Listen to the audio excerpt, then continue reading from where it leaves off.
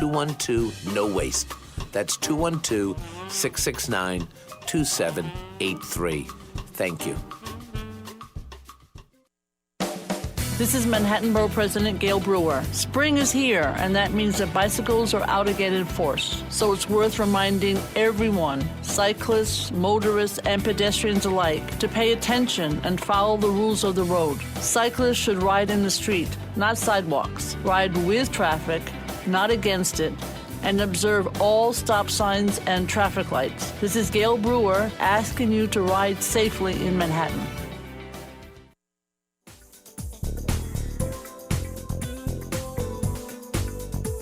Remember, for more information about New York City government services, dial 311 or visit nyc.gov.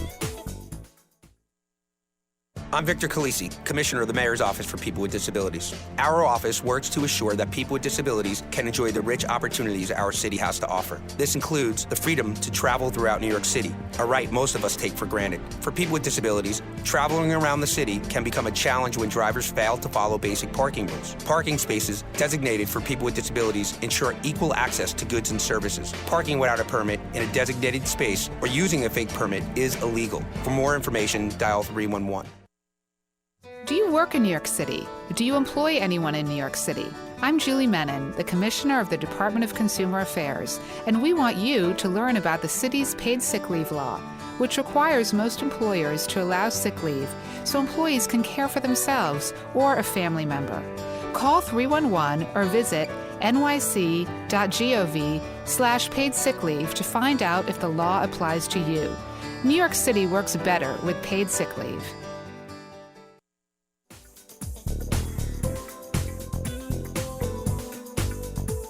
Remember, for more information about New York City government services, dial 311 or visit nyc.gov.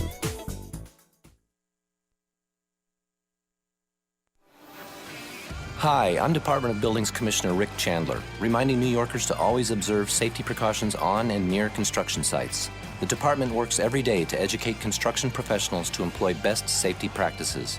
Every New Yorker can play a role in keeping our city safe by reporting unsafe conditions. The department will follow up with an inspection. For more safety information, please visit nyc.gov and enter buildings in the search field.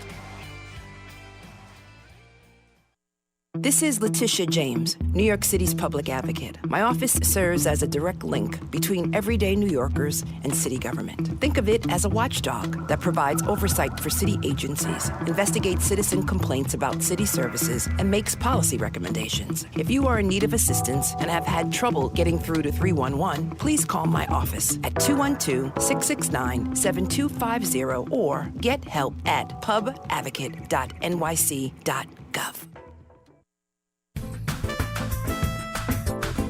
Remember, for more information about New York City government services, dial 311.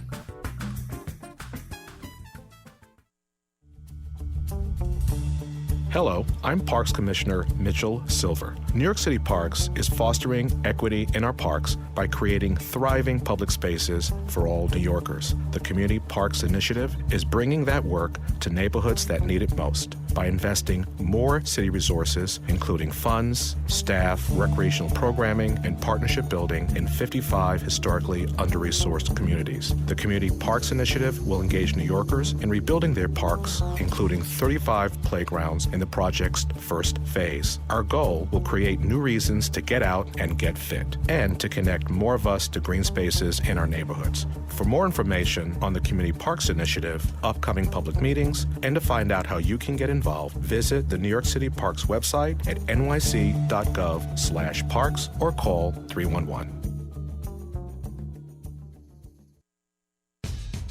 This is City Controller Scott Stringer. The Controller's Bureau of Law and Adjustment settles and adjusts claims filed for and against the city. 30,000 claims are filed every year.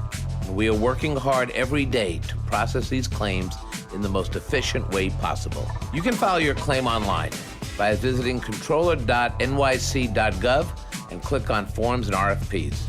There, you can also find helpful information and step-by-step instructions on how to file claims electronically or manually. If you've received notice that your case has been settled, Please allow 90 days from the date the city receives your closing papers for payments to be processed and sent.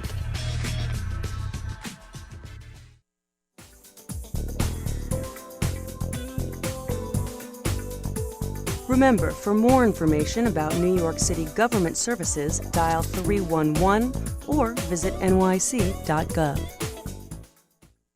¿Trabaja o tiene empleados en la ciudad de Nueva York?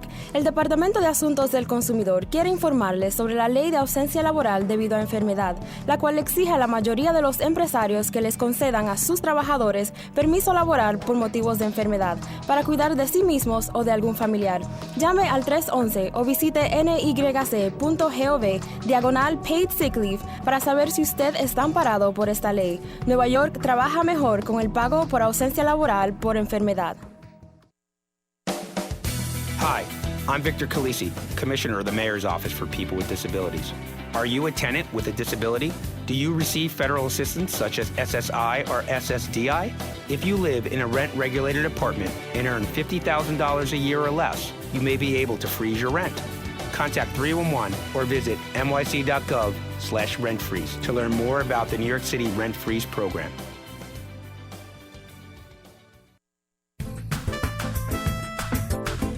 Remember, for more information about New York City government services, dial 311. We all deserve respect and dignity.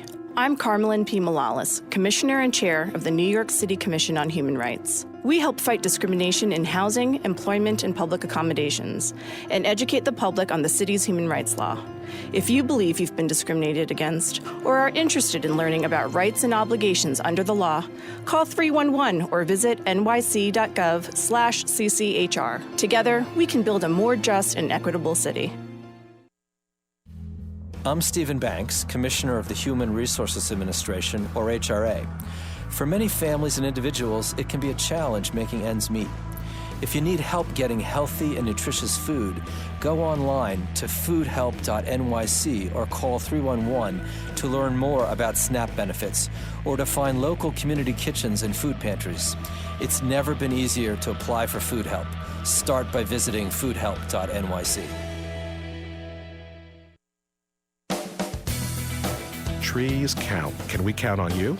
Hello, I'm Parks Commissioner Mitchell Silver. Trees Count 2015 is recruiting volunteers to map the street trees along every single block in 2015 from May through November. Trees are an integral part of New York City's landscape and provide essential benefits such as clean air and water. We need your help to record the most accurate tree census ever taken in New York City. Register online to become a volunteer and help us gather the information we need about your local trees. Visit nyc.gov/parks/trees count or call 311.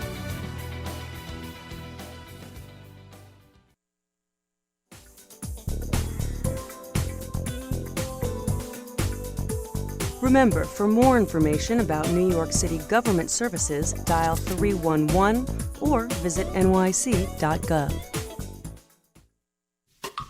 This is New York City Public Advocate Letitia James, here to tell you that New York City's senior centers offer aging New Yorkers not only spaces to socialize, but free fitness training, healthcare information, and other useful programs and services built to help optimize their health, well-being, and ability to live independently. Senior centers additionally provide nutritious meals, as well as foreclosure and other financial assistance. For more information, please contact Department for the Aging by calling 311 or visiting nyc.gov/311. Hi, I'm Jacques Giha, Commissioner of the Department of Finance. Are you 62 or older? If you live in a rent-regulated apartment and earn $50,000 a year or less, you may be able to freeze your rent. Contact 311 or visit nyc.gov/rentfreeze. Relais 311 pour joindre plus d'informations sur le programme municipal de Ville New York qui empêche prix loyer ou augmenter.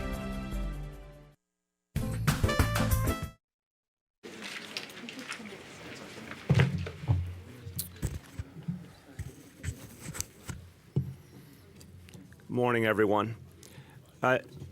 Yesterday, we all experienced some extraordinarily hot weather, and as you know, it is continuing today, so we wanted to make sure to give everyone an update both of the actions the New York City government is taking and the precautions that New Yorkers should take through this weather problem we're facing. It's very important that people think first and foremost about their safety and about the safety of those in their life, particularly people with medical conditions and our senior citizens. So I want the most important message here to be that we focus on the safety of ourselves, our families, people in our communities. Yesterday's very hot, very humid conditions will continue through today. Forecasted temperatures in the 90s with the heat index values reaching as high as the high 90s. That's something that should be very sobering to all of us. The good news is, based on the reports of the National Weather Service, we should see relief this evening. Although we have to obviously see this play out over the coming hours, at this moment we do expect relief as the evening proceeds and we expect cooler temperatures. We will, however, keep the air quality alert in effect throughout the day and into the evening until 11 p.m. So people with respiratory conditions should be particularly sensitive, and we'll hear from our Health Commissioner, Mary Bassett, in just a moment. Suffice it to say, this kind of heat can be dangerous. People have to make smart decisions. People, of course, have to stay hydrated. Don't stay out in the sun any longer than you have to. Be aware of the challenge of this circumstance. Now, for those who need air conditioning, it's important to be in an air-conditioned place. So particularly, again, for the elderly, for people with health problems, for people who are feeling the effects of this heat, it's important to be in an air-conditioned place. But I also remind you at the same time, and we're hearing this from Con Ed as well, we have to be mindful in these very hot temperatures, energy usage goes up, which puts a strain on our electrical system. The last thing we want to see is any failures in our electrical system. So at the same time as people who do need to get to air conditioning should take advantage of it, for everyone there should also be mindfulness about not using any more energy than we have to. So if lights don't need to be on, they shouldn't be on. If any kind of electrical appliance doesn't need to be on, it shouldn't be on. And air conditioning should be set to 78 degrees. You'll be hearing from Commissioner Bassett in a moment. 78 degrees is a setting at which people will be safe and they will feel cool, certainly compared to the temperatures outside, but it'll reduce some of the impact on our electrical system and therefore help us maintain our electricity through this crisis. I'd also like to urge folks who don't feel that they're experiencing any problem to also be mindful about conservation. And a lot of our businesses, and we've all experienced this, set their air conditioning to frigid temperatures. Today's a day I'm calling on all business owners, whether it's big businesses in Midtown Manhattan or a neighborhood shopkeeper, set your air conditioning to 78 degrees so you can relieve some of the pressure on the electrical grid. And again, your employees, your customers will be perfectly comfortable. For anyone who needs relief from the heat and does not have a place to go, the city will be providing over 500 cooling centers. That's in city facilities and working with community-based organizations. There's over 500 locations around the city up and running now. You can call 311 or go to nyc.gov to get the information on where they will be. We're also announcing that we'll keep all city swimming pools open till 8 p.m. tonight. So we extended the hours to 8 p.m. tonight. Again, stay cool in a cool location, especially if you're feeling the effects of the heat. Don't expose yourself to the temperatures outside more than you have to. Drink plenty of water. It's the most fundamental message. Our mothers told us this many times over. It is true in these circumstances. The body needs a lot of water to stay cool. Keep drinking water even if you don't feel particularly thirsty. Just stay very, very hydrated. I mentioned some of the folks who may be vulnerable, people with health conditions, seniors, obviously kids may be vulnerable because they may spend a lot of time outside and not realize the effect it's having on them. So please, check on your neighbors, particularly our senior citizens. Check on them, make sure they're okay. If they need to get to a cooler place, again, we have the 500 cooling centers ready. Or you may have a neighbor who's a senior who needs to get to a cooler place. Invite them in, help them out in any way you can. New Yorkers always do this. Look out for each other, look out for their neighbors. This is a moment where we need people to do that. Again, the cooling centers will be in community organizations. They'll be in libraries, senior centers, park recreation centers. There's a number of locations in all 5 boroughs. Also want to note that the Department of Homeless Services has issued a code red alert, which recognizes that homeless who are out on the street are obviously at high risk because of the hot temperatures if they're out in these temperatures for prolonged periods of time. There'll be additional outreach efforts to those homeless individuals and transportation to get them to cooling centers. Another item, the FDNY will be continuing to distribute spray caps to place on fire hydrants.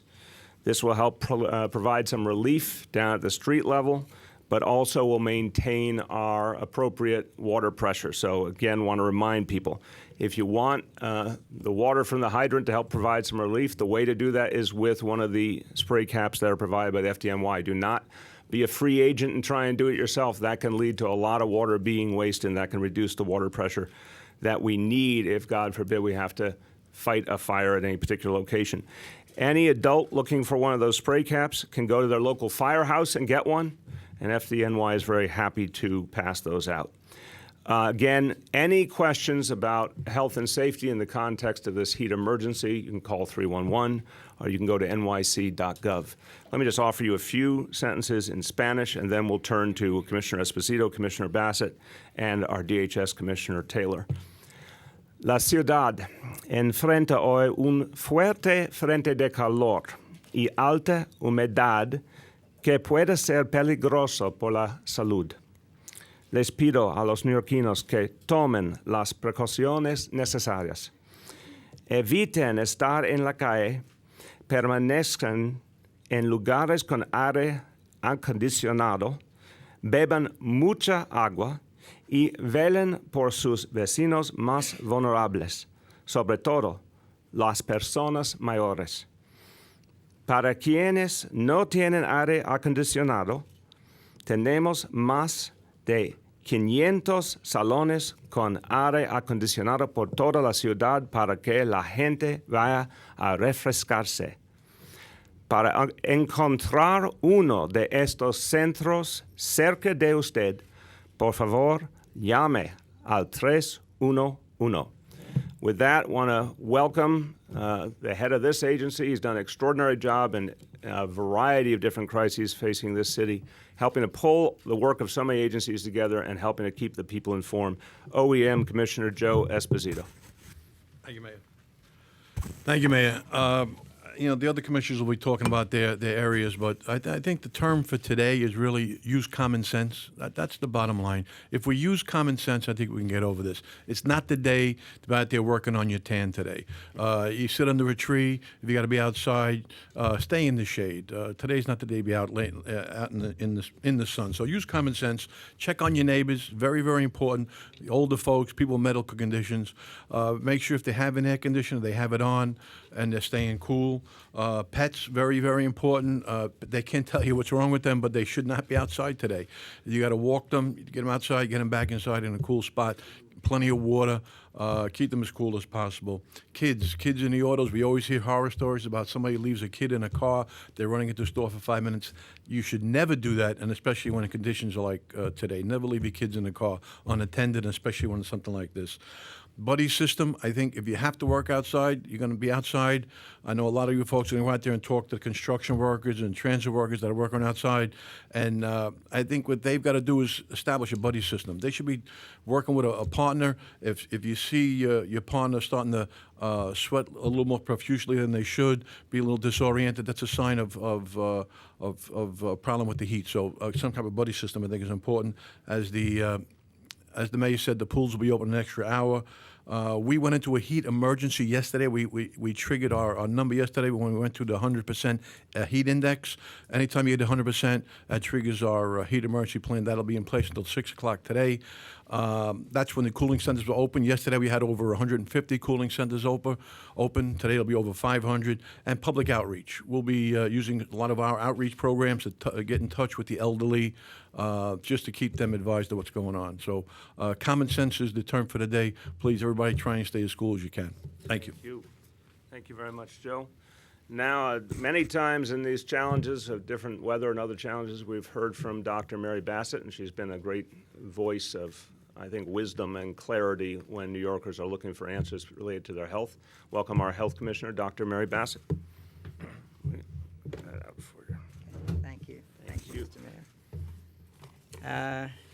And thank you, Commissioner Esposito. As both the mayor and Commissioner Esposito have said, the hot and humid weather that we expect for the rest of today, which we had yesterday, can be dangerous, not only uncomfortable, but dangerous, can cause heat-related illness and even death.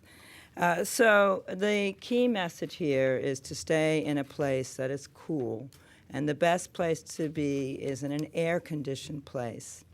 This is especially important, indeed essential, for New Yorkers who are older, over the age of 65, who have chronic medical conditions or mental health diagnoses that make them more susceptible to heat stress. And also the very young infants may be more susceptible to heat stress.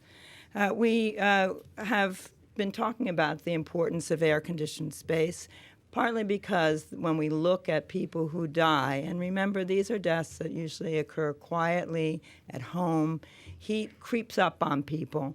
When we look at the experience with those deaths, over 80% of them occur in people who are at home without air conditioning, and almost always they also have other related medical complaints. So air conditioning is important, and this is a large number of people. Something like 500,000 New Yorkers say that they don't have or don't use air conditioning and are in the groups that we worry the most about. If you don't have air conditioning, you should try and get to a place where you can stay cool with air conditioning. People always ask, what else can I do? And the answer to that is that you can take a cool shower, not a freezing cold shower, because that may put too much of a stress on your system, but a lukewarm shower that you're not terrified to step into. It's a good way to cool down. And that's an alternative for people who lack air conditioning. The other thing to say is that people need to adjust their activity levels so that they match the weather. This is not the right kind of weather, not only not to get a tan, but also not the right weather to engage in strenuous activity. Wait until after the heat of the day, which is broadly between 11 in the morning and 4 in the afternoon. Wait until early evening if you want to go jogging or something like that, or if you work outdoors. We've all heard how important it is to stay hydrated. Avoid alcohol, caffeine. Water is the best beverage for staying hydrated. Beer is not. I want to let you all know what to look for in somebody who's experiencing heat-related illness. If you see someone who's hot and dry or cold and clammy, who's confused, disoriented, nausea, vomiting, this is a medical emergency. And if you see somebody in that condition, you should call 911. We have reached out to healthcare providers to urge them to reach out to their patients who they know are potentially at risk and make sure that they're in a good place. We've sent information out to all the healthcare providers. And let me just wrap up by reiterating what you've already heard from our mayor and from Commissioner Esposito, that the safest place to be for infants, seniors, people with chronic medical conditions or mental health conditions is a place with air conditioning. Avoid strenuous outdoor activities, drink plenty of water, take lukewarm, not cold showers, and check on your neighbors. Thank you very much, Commissioner. Finally, I want you to hear from our Homeless Services Commissioner. His agency did a great job during the cold weather with the Code Blue system, making sure that homeless folks were protected. Now the Code Red system for the heat emergency is being implemented aggressively as well. DHS Commissioner Gilbert Taylor. Go ahead. I think we need it. Thank you, Mayor. If someone is concerned about a homeless individual, they are encouraged to call 311. They'll be immediately connected to a street outreach team. DHS has issued a code red alert in conjunction with the heat advisory. We have 35 teams that are working throughout the 5 boroughs. They have enhanced their outreach during the peak temperatures during the day, so particularly from 12 noon until 8 p.m. They are seeing any client who is on the caseload much more frequently than they normally would. I would say all of our outreach teams are advising anyone that they encounter of the dangers of being outside in the heat and providing transportation to shelter as well as distributing water to those who need it. Outreach teams are focused on checking on our most vulnerable clients, those who are at the highest risk. So they are the ones that we're seeing with the greatest amount of frequency throughout the course of the day. They are trained in recognizing the symptoms for heat exhaustion, and they can immediately respond if anyone who's outside is flagged for them and in need of any type of assistance. Finally, any single adult can present at any shelter in our system to seek refuge from the heat today. They're not limited to entering the shelters through the standard shelter intake facilities, but they can go to any shelter and then they'll be redirected subsequent thereto. Thank you. Thank you very much. All right, we're going to take on-topic questions first, and then we will do some off-topic questions. Let's start with on-topic questions. On this topic, anyone? Yes. Can you tell us what temperature City Hall's thermostat is set to? Well, I will check personally, but it should be, again, I'm urging everyone to do 78. I think that's the right standard for this occasion. So I will follow up and let you know. Karen Hinton, do you want to say something? Yes, I do. It's at 78. 78, we have confirmed. Thank you, Karen Hinton. That was rapid response. All right, any other questions on the heat situation? Yes. Do we have any idea what's going on with the electricity brownouts and how that might affect us? Well, we know Con Ed has asked customers in a number of neighborhoods to please very conscientiously conserve energy. There's some areas where Con Ed is concerned, and they're doing extra work to stay ahead of the situation. That includes Richmond Hill, Woodhaven, Ozone Park, South Ozone Park, Kew Gardens, Lindenwood, Howard Beach, and Broad Channel. So in those areas, this has already been made public by Con Ed. I just want to amplify it, asking customers to conserve energy to the maximum extent possible. Again, obviously, safety first. But as we just indicated, there's a number of situations where people can use either less energy or put the thermostat up to 78 and still be comfortable and be safe. So that's an area where there's some special concern right now. Otherwise, so far, so good today. Again, our view is, based on what we've heard from the National Weather Service, that we need to get through to about 6 o'clock or 7 o'clock, and then we should feel some relief thereafter. So if people do a good job of conserving throughout the day today, we may have a chance to get through this without any disruptions to our electrical power. Okay, other questions on the heat situation? Going once, going twice? All right, off topic in the back. Yeah. It's related to this. Yes. Were there any heat-related incidents that you can remember from yesterday? Heat-related incidents from yesterday? Any of you want to? No injuries. Want to speak to it? Go ahead. A couple of minor power outages, but no heat-related injuries as far as our records show. And the outages were from yesterday have all been resolved. All been resolved, yeah. Just a follow-up to that, was the one on Staten Island, it was like Tottenville, was that related to the heat? No, it's over in Fox Hill. We had a power, Tottenville was a power outage for 3 or 4 hours yesterday. They've asked the folks in Fox Hill to conserve energy. There's a bit of a reduction out there. Okay, but it was related to the heat? Yeah, what happens is the lines get overheated, they burn up, and you have a power outage. Out in Staten Island, it's overhead lines were affected. Yeah, Mr. Mayor, I'm just wondering, do you have any update for us on the review of the city's contracts of Donald Trump, the Donald Trump contracts? And can you comment generally on the Dump Trump campaign from Councilman Mark Levine? What your thoughts are on it? Well, I just state the obvious. What Mr. Trump said about Senator McCain was unacceptable. Senator McCain is a war hero by any measure, and he really should apologize for that. And I've said repeatedly, Donald Trump doesn't represent the views of the people of this city, certainly not of the majority. But this is an issue for folks in the other party to work through. I just think what he said in the last few days was reprehensible. Sorry, I just want to be clear. Yes. There's a campaign underway in the city council to cut ties with Donald Trump, to have the city cut ties with I'm sorry, to begin your question. Yeah, I don't have a report back yet. My impression is that unless there has been some breaking of a contract or something that gives us a legal opportunity to act, I'm not sure we have a specific course of action, but we'll confirm that back to you. But we're certainly not looking to do any business with him going forward. Anna.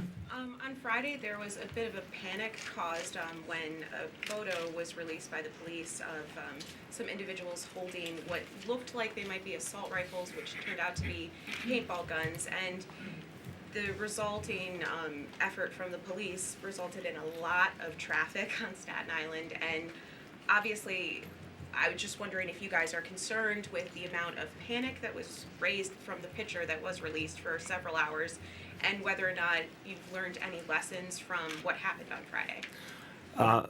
From what I know of that situation, it was handled properly. We had a report that seemed that it was important to follow up on. It was obviously a serious report. There was some evidence of something that could potentially be troubling.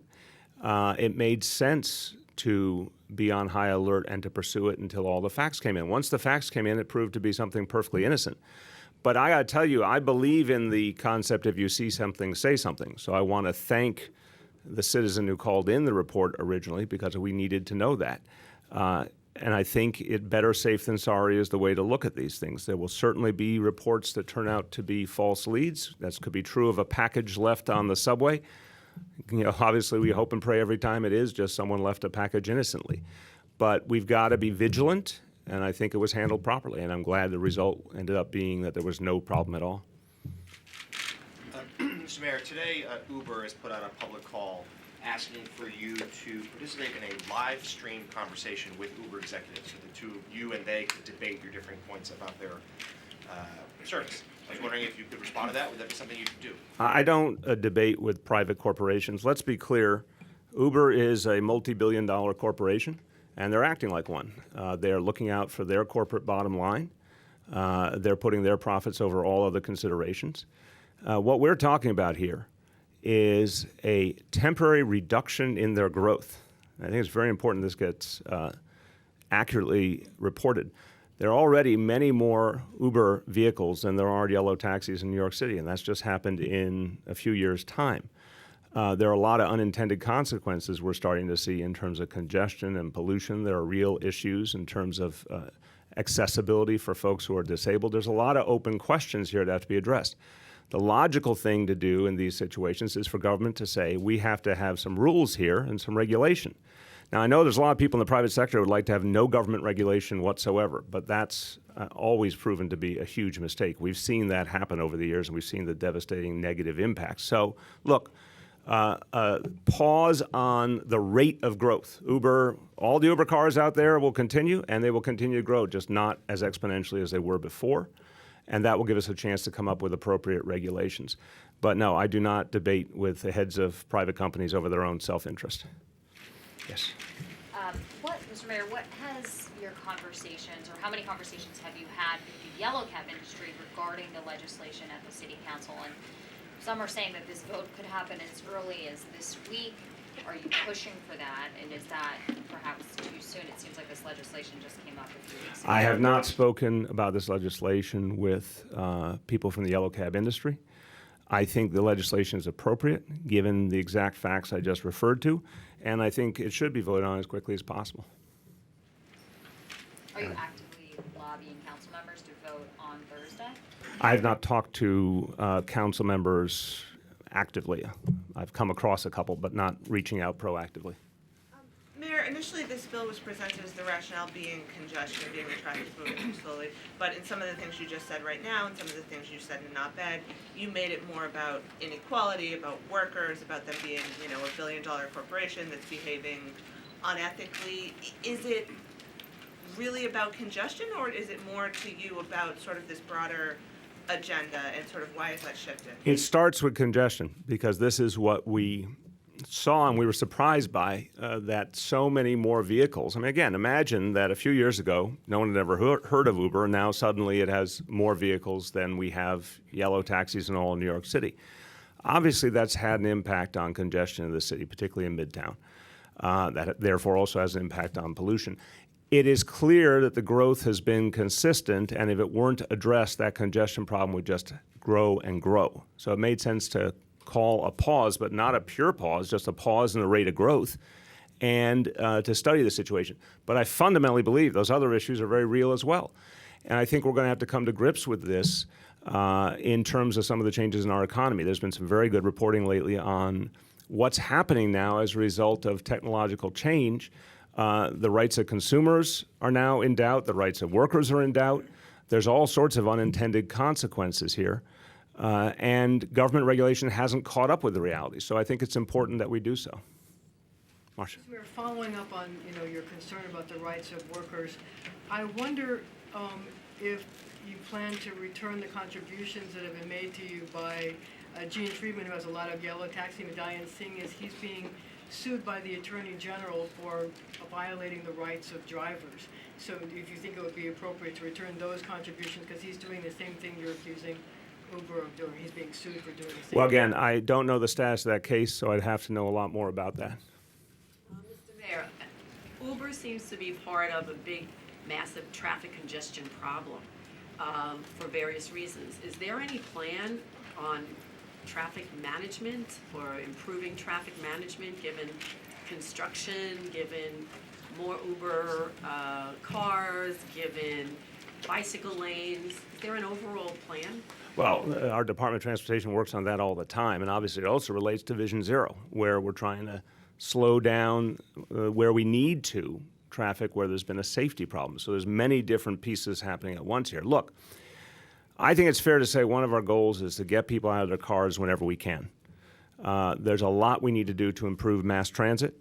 As you know, some relief is on the way. We're going to have a citywide ferry system soon. We're very proud of that fact. We're going to have more buses that are available, rapid routes that will allow people to get places faster and want to take those buses more. So bus rapid transit, I think, is going to be a big part of the solution going forward.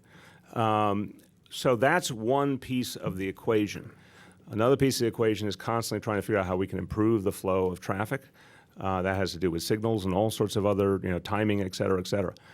But clearly, our goal is to get people out of their cars whenever possible. And part of what we're seeing in this new phenomenon is getting people into cars more and more, and then those cars are not always filled. One thing we can say a lot of the time about a traditional yellow cab is one customer would get out and literally another customer would be standing right there waiting to get right in. What we're finding with Uber is something a little different, that the cars are not filled a substantial amount of the time, and that's adding just a lot more vehicles for less purpose. So all of these factors have to be taken into account, and we've got to keep figuring out how to unclog our roads. Yes. Based upon your concerns about Uber's business practices, you mentioned that the study will give you time to kind of address those too. Since you already have laid out your concerns with them, why do you need additional time to address those, and do you have any plans to do so legislatively? Well, again, first we have to understand what's happening specifically with the congestion problem. We have some initial indications, but we want to do a very careful and objective study. Second, to figure out solutions to whatever we find does take some time. So we think 1 year is an appropriate amount of time. Again, the number of Uber vehicles will continue to grow. It will just grow at a capped rate. So continued growth, just not unlimited growth.